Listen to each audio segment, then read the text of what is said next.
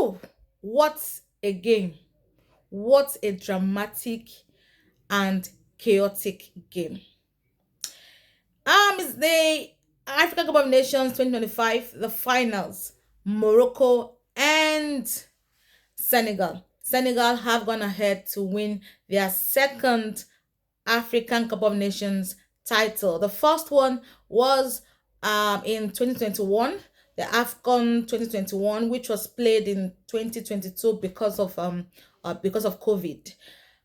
This guy, this talisman, this incredible player, Mane has done an amazing job for his country, for club, yes, over the years, for country as well. We've seen him do this thing he did in this tournament over and over again. Mane had his first AFCON in 2015, and we've seen him play through the African Cup of Nations tournaments that we've had from 2015 when he first played till today, 2026, and he's appeared in three finals out of four finals for Senegal. He was incredibly amazing tonight. See, let me gist you a bit. No long talk, but it might turn out to be a lengthy video, but I'll try to make it short as possible. That was how the match started though. Morocco, Senegal. Match going well, both sides good, good teams, great teams. They were playing well. The match was building up, the game was building up. We were having a good time. Nobody scored, remained goalless. First half, second half, goalless. With football, you have to, after the full time of play, we have to go into the extra time, which is 15 minutes.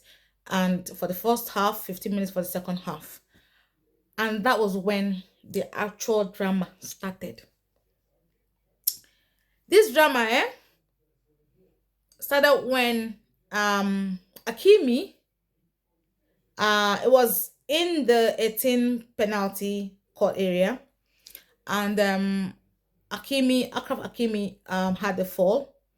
It didn't really, a Senegalese player, I can't remember who it was right now, pushed him, not deliberately. You know how players tackle or struggle for the ball when it's overhead and they are in the 18 penalty area. So that was exactly what happened, and then there was a push, there was a shove, and then Akraf Hakimi was on the ground. But you know how dramatic players can be, right? It was a very soft one. It wasn't supposed to, even, well, we could say it was a foul, but a soft foul.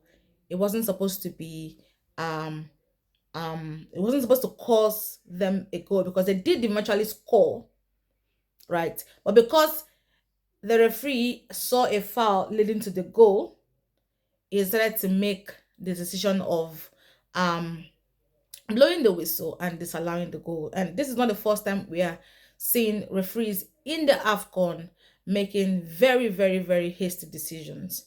And this one is one of them. I mean, he could have decided to have a second check. You can always decide to have a second opinion, or just speak with the VAR guys. Just try to have a second opinion, try to have a second look.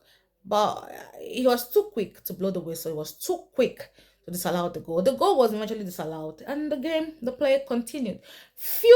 Just few minutes after this goal was disallowed, I think about 2 minutes or thereabout, or 5 minutes after the Senegalese goal was disallowed, there was another tackle, was another foul, a soft one, and it involved Brahim Diaz. Next thing, referee had blown. This time around, he did try to have a second opinion, a second look, but it ended up, the referee ended up giving a penalty penalty shooter. Was they were awarded. I mean, the Moroccan, the Atlas Lions were awarded a penalty.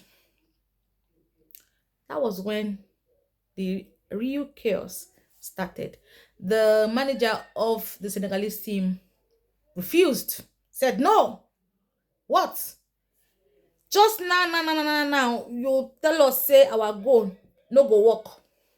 You took our goal away from us because of one foul. Now, this small foul, this soft foul, should not lead to a penalty. The boy said no. Everybody said no in the Senegalese team. So their manager said, "Boys, let's go back to Dakar. Let's go back to Senegal. We're not doing this thing anymore. We are not doing this again." And they walked off the pitch. Oh, they did walk off the pitch. The only player from the Senegalese team who remained on the pitch was Mane, and we all know Mane. Mane is not just an experienced player; he is a mature one, and we could see that play out today in the tournament. He did not go along with his mates. He stayed back on the pitch, and you could see the boys walking away. They actually walked into the tunnel, and we couldn't see them anymore with the manager, while Mane stayed back. Okay, this drama, this walking off thing, this thing where players walk off because they are angry or something had happened, it's very dramatic, yes, but this is not the first time it's happening in the AFCON. In the history of AFCON, it's happened a lot of times, probably 3 times or 4 times or even more. I do remember in one of my videos, just in the group stage, if you have been following me, especially in this AFCON journey, you would have one of my videos, probably my first or second video regarding AFCON 2025, when we were about to play with Tunisia in the group stage. Like I would do, went ahead down to history to look at both teams, to look at Nigeria and Tunisia and the different times that they had met in AFCON. And one of those times was it 1978? Yes, it should be 1978, when Nigeria met with Tunisia, and um it was a draw at the time, and Tunisia had walked off the pitch because they had disagreed with the referees officiating at the time. They walked off the pitch and they did not come back. That led to the match being awarded to us. We won that match on that premise. And the same thing would have happened today, really, if the Senegalese team had not come back. It was really good to see them walk back into the pitch. And thanks to Mane, he has been very instrumental, very, very instrumental to this to the performance of this team, to whatever achievements that they've had so far. Mane has been the key guy, has been the main guy. And you could see him go back into the into the locker room to bring them out, and you could see the players come back into the pitch. Nobody, I can't say whatever happened in there or whatever discussion they had, but they did come back. They were not happy, they were not looking happy, but they came back into the pitch and agreed to go ahead with the game. They were all back in the pitch, and the penalty still stood. The penalty award still stood, and then Brian Diaz was given the honors, to play the ball right into the net. But what did Brian Diaz do? Ladies and gentlemen, Brian Diaz, honestly, I don't know what he was trying to. I can't really explain what Diaz was trying to do, but he's a very skilled player, and we have seen his performance consistently so far in the tournament. So it's not a question of if Diaz didn't know what to do. I mean, it was just a penalty, and the only thing I can say right now is that there's this thing called Panaka penalty. It's an old tradition and an old way of playing a penalty. It's a stylish way of kicking the ball, such that the ball appears to be the ball would appear as though it's going towards the corners of the of the net, right? It's just a way to deceive the goalkeeper into diving towards the right or towards the left, so giving the player the ample time needed to just kick the ball into the net through the center, because the center will be free because the goalkeeper has been deceived already to either dive towards the left or towards the right. Chicken, very easy, right? Stylish, but easy. That's the only conclusion I have right now regarding what they has did tonight. Well, his people, the way they will drag theirs tonight. Somebody said that it probably did it on purpose. The Diaz that I know is a very hungry player, passionate player, very hungry to score. If he had agreed to play that penalty, to shoot that penalty into the net, then that was exactly what he wanted to do. This is not a fake penalty shooter. It was real. He wanted to score, just probably wanted to put a style into it, or probably he might have underrated the goalkeeper. Either way, he did not score. It was a clean save from the goalkeeper, and it was the first heartbreak the Atlas Lions would have in this tournament. Well, the game continued.